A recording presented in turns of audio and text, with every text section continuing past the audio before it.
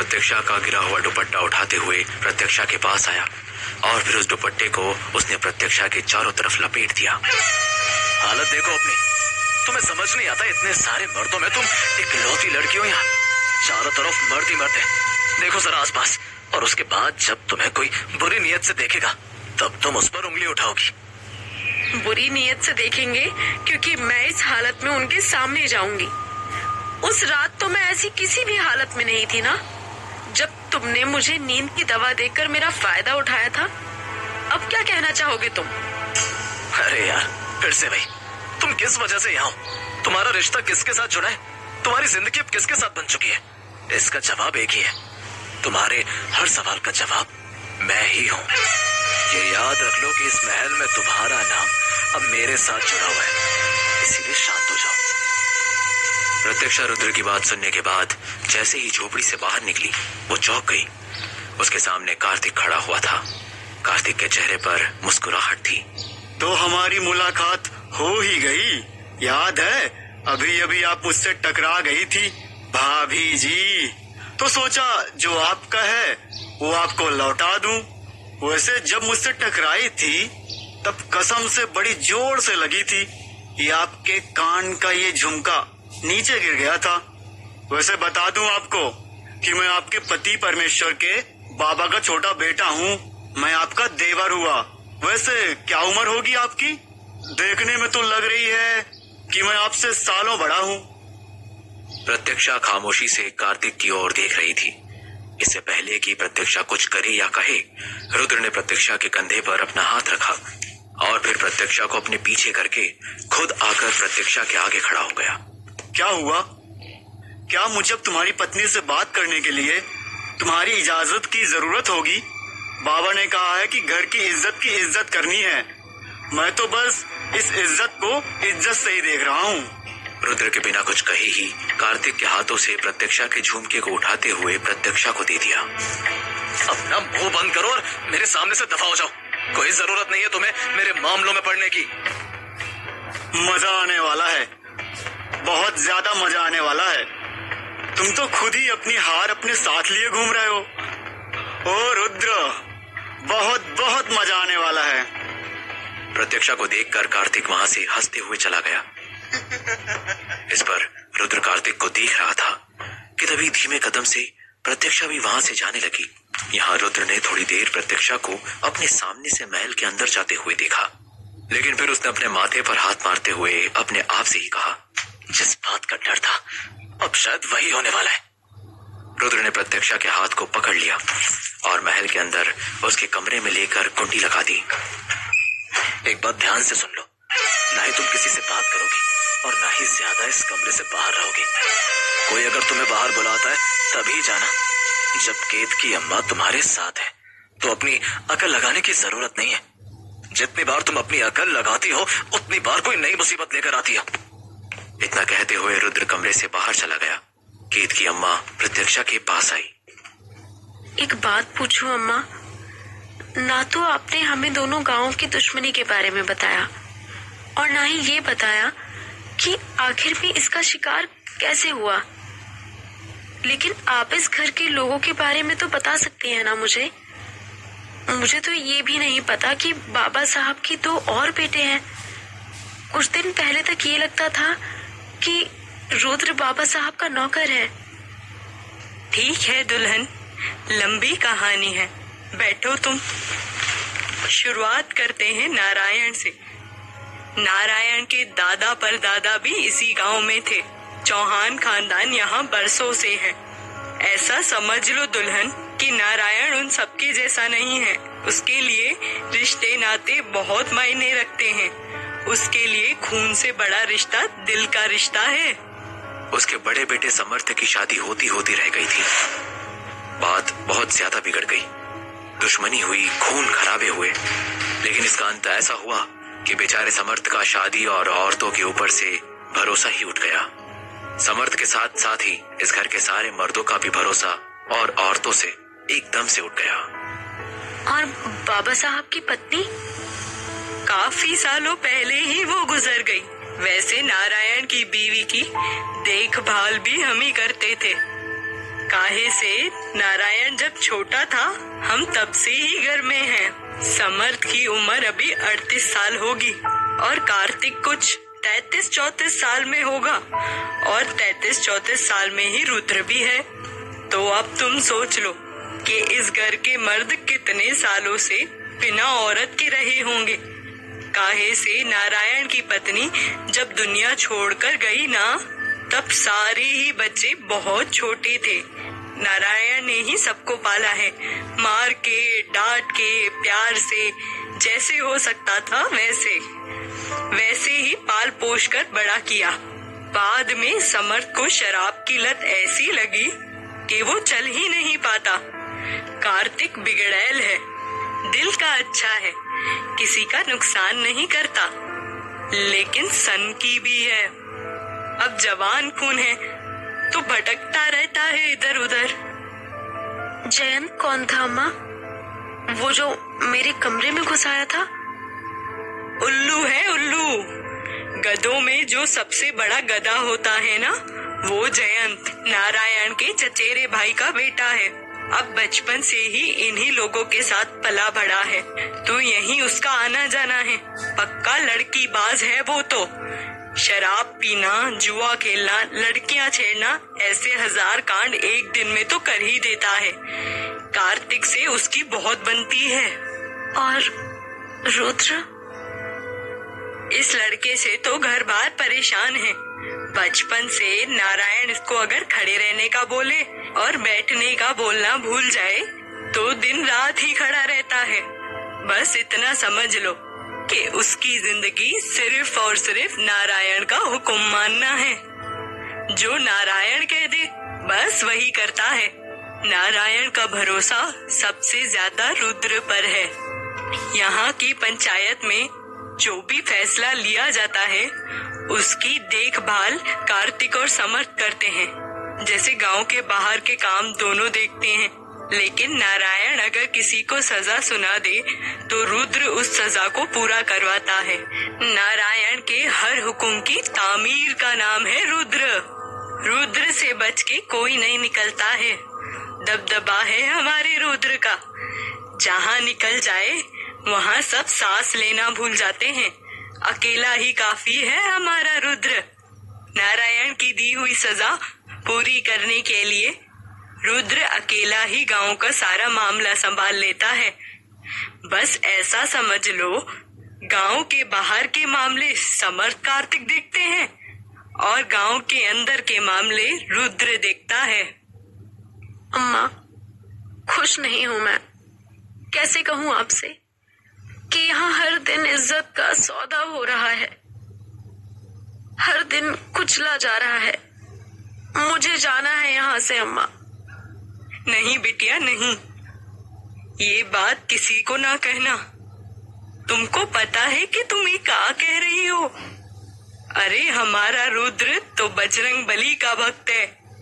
उसके रहत तो तुम पर उंगली भी नहीं उठा सकता कोई। औरों से ये सब बातें नहीं करना बिटिया। सोचो तो जरा, तुमको कितनी इज्जत से रखा है रुद्र ने यहाँ पर। कोई और होता तो तुम्हारा जीना मुश्किल हो चुका होता। तब तुम्हारे फूल जैसे शरीर पर ई मरहम की जगह न जाने तो कितनी हैवानियत के दाग होते। वो तो हमारा रुद्र था जो तुमको इतना सही से रखता है। तुम्हारी बेहोशी के बाद तुम्हारा फायदा उठाने की जगह तुम्हारी सुरक्षा का ख्याल रखता था वो। इसलिए जो दिखाई देता है उस पर भरोसा ना ही करो, बल्कि उस पर भरोसा करो जो सच है, और आंखें खोलकर सच को देखने की कोशिश करो। ऐसा नहीं है अम्मा, जिसकी आप तारीफ करते हुए थक नहीं रही है ना, उसने ही मेरे साथ गलत किया है। उसने मेरे साथ जबरदस्ती की है। शायद आपको सच नहीं पता है अम्मा, इसलिए आप अपने रुद्र की तारीफ करते नहीं थक रही हैं। जबरदस्ती का बोले जा रही हो दुल्हन? अरे कौनो गलत फहमी हुई है तुमका। हमारा रुद्र ऐसा नहीं है। हाँ, आपका रुद्र ऐसा ही है। कोई दूध का धुला नहीं है आपका रुद्र। वो भी बाकी लोगों की तरह वहशी है। जो एक मजबूर लड़की का फायदा उठाता है, जिसको बेहोश लड़की की आबरू से खेलना पसंद है, जिसको मेरी आंखों में खौफ के आंसू पसंद है। प्रत्यक्षा की बात सुनते हुए केत की अम्मा ने प्रत्यक्षा को डांट दिया और फिर उससे कुछ ऐसा कहा जिसे एक बार फिर से प्रत्यक्षा पूरी तरह से चौंक गई। अरे पागल हो गई हो का दुल्हन? हमारा रुद्र ऐसा कैसे कर सकता है? अम्मा, किया है उसने ऐसा। आपके रुद्र ने किया है मेरे साथ ये सब। क्यों नहीं कर सकता वो ऐसा? काहे से? वो तो ब्रह्मचारी है। क्या है वो? क्या मतलब ब्रह्मचारी है? 8 दुल्हन, ये बात हम का पूरा गांव जानत है, यहाँ तक कि तुम्हारा परिवार भी जानत है कि रुद्र बचपन से ही ब्रह्मचर्य का पालन करता है। उसने व्रत रखा था ना। अरे इसके बारे में कौन नहीं जानत है? हो सकता है कि तुमको खबर नहीं है, लेकिन ये गांव और उसके आसपास सबका ही बात मालूम है। वो तो उसने बचपन में ही धारण कर लिया था। मासूम था बेचारा। उसको लगा कि इन सारी बातों में जिंदगी खराब नहीं करनी चाहिए। तुम हमारे रुद्र को इतना गलत कैसे समझ सकती हो? आप ठीक से समझाएंगे कि क्या कह रही हैं आप? अरे दुल्हन, जब रुद्र छोटा था ना, तब से ही अपनी अलग ही दुनिया में रहता था वो। ठाकुरों का खानदान कैसा होता है जानती हो ना? उस पर से जिस घर में औरत ना हो, उस घर के मर्द कैसे होते हैं, ये कभी जानती हो? लेकिन रुद्र उन सब में से नहीं था। वो तो कभी औरत की तरफ आंख उठाकर भी नहीं देखता था। फिर तुम कैसे ऐसा कह रही हो कि उसने तुम्हारे साथ कुछ गलत किया हो? ना, जहाँ तक के हमें याद है, हम हर दिन ही तुम्हारे साथ रहे हैं। काहे से कि रुद्र चाहता था कि हम तुम्हारे साथ रहें। वो तो कभी तुम्हारे साथ रात नहीं गुजारा है। जिस दिन बाबा साहेब ने रुद्र को डांटा था, उसे मारा था, उसने मुझे जबरदस्ती दवा खाने के लिए दी थी अम्मा। और वो दवा खाते ही मैं गहरी नींद में सो गई थी। सुबह उठी तो मुझे लगा कि नहीं, शादी के पहले क्या हुआ था वो तो हमने तुमको बता दिया था। और शादी के बाद जिस दिन की बात कर रही हो ना, तो हम ही थे यहाँ पर। वो बेचारा तो मरहम बना कर दिया था और हमने लगाया था। याद नहीं है का? उस रात भी तुमको बुखार था। चोट का जहर तुम्हारे शरीर में फैल रहा था, इसलिए बहुत जरूरी हो गया था कि तुमको पानी की पट्टी करें और तुम्हारा बुखार उतारे। तुमको सोना जरूरी था, ना सोती तो दर्द के कारण मर ही जाती। इसलिए हम तो पूरी रात तुम्हारे साथ ही थे।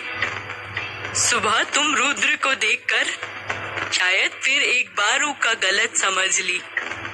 मतलब अभी तक मैंने जितना रुद्र को कोसा, ताने दिए, धिक्कारा उसे, सब गलत था।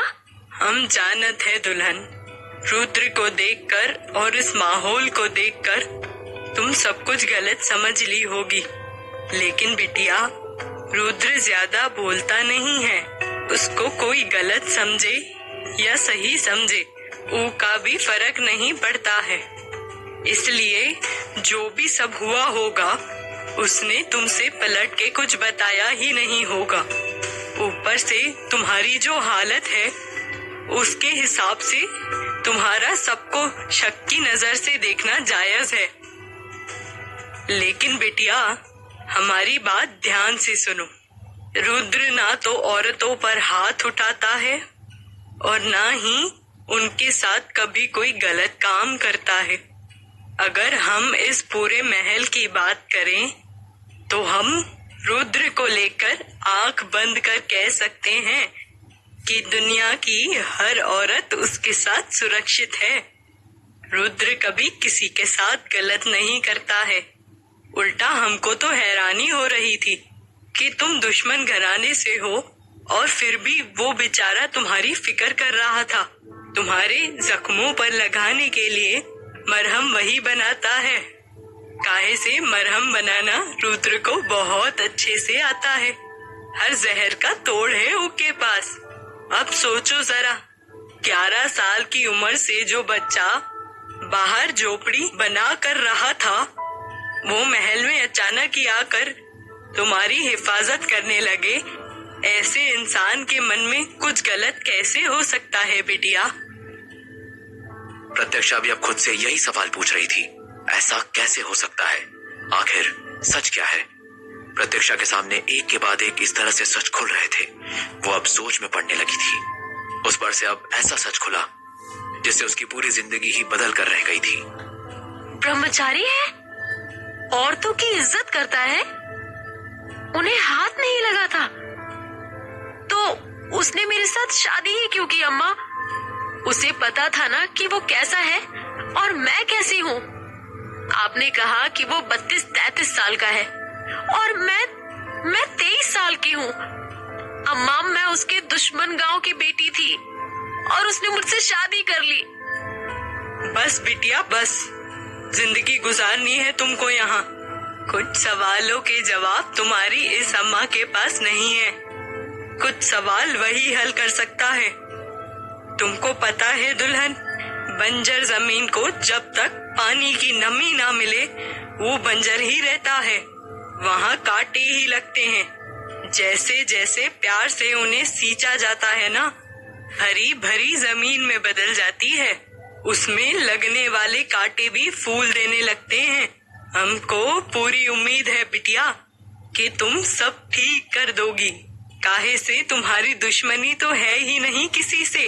पूरा दिन बीत गया और प्रत्यक्षा केत की अम्मा की बातों को सोचती रही, जिस वजह से प्रत्यक्षा को शादी के लिए मजबूर किया गया था और जबरदस्ती उसकी शादी की गई थी, वो झूठी थी। शिकायत करूं तो किससे करूं? मैं अपनी पूरी जिंदगी यही बर्बाद नहीं होने दूंगी। जिस दुश्मनी के बारे में लोग मुझे बताना भी जरूरी नहीं समझ रहे हैं, मैं उसमें क्यों दोनों परिवारों के बीच एक ऐसी शाबी बन जाऊं जिसे घुमाकर लोग अपना फायदा निकालते हो। मैं यहाँ से भाग जाऊंगी, फिर यहाँ के लोग चाहे जो भी करें, मुझे उससे फर्क नहीं पड़ता। प्रत्यक्षा अपने आप से ही बड़बड़ा रही थी कि तभी दरवाजे से आवाज आई, और अगर मैं कहूँ कि यहाँ से भागने में मैं तुम्हारी मदद करूंगा तो? प्रत्यक्षा ने जब दरवाजे की ओर देखा तो पाया कि रुद्र अपने कंधे पर बिस्तर लेकर खड़ा हुआ था। मैं तुम्हें यहाँ से भागने में मदद करूंगा, मुझे भी सर दर्द नहीं चाहिए। बदले में तुम कभी भी यहाँ पाँव नहीं रखोगी इस गांव में, और ना ही अपने गांव में। बोलो, मंजूर है? हाँ मंजूर है, लेकिन तुम मेरे लिए ये सब क्यों करोगे? तुम्हारे फालतू के सवालों में मुझे कोई दिलचस्पी नहीं है। तुम अपना फायदा देखो और मैं अपना फायदा देख लूंगा। तुम तो महल में रुकते नहीं हो ना, फिर आज ही बिस्तर लेकर यहाँ क्यों आए? काफी कुछ पता चल गया तुम्हें मेरे बारे में। और क्या क्या पता चला? यही कि तुम ब्रह्मचारी हो। फिर तो मुबारक हो, तुम्हें बाकी का सच भी पता ही चल गया होगा। क्या ये पता चला वो ब्रह्मचर्य व्रत जो मैंने किया था वो सिर्फ 26 साल तक ही था और वो पूरा हो चुका है? तो तुम्हारी की हुई कोई भी होशियारी तुम पर ही भारी पड़ सकती है। अरे ये तो बताना कि खुद की बेवकूफी पर थोड़ी शर्म भी आ रही है या नहीं? प्रत्यक्षा को अचानक से ही ध्यान आया कि उसने पंचायत में सबके सामने रुद्र को लेकर क्या क्या कहा था, और साथ ही मुंह दिखाई के ठीक पहले ही प्रत्यक्षा ने उसे थप्पड़ भी मारा था।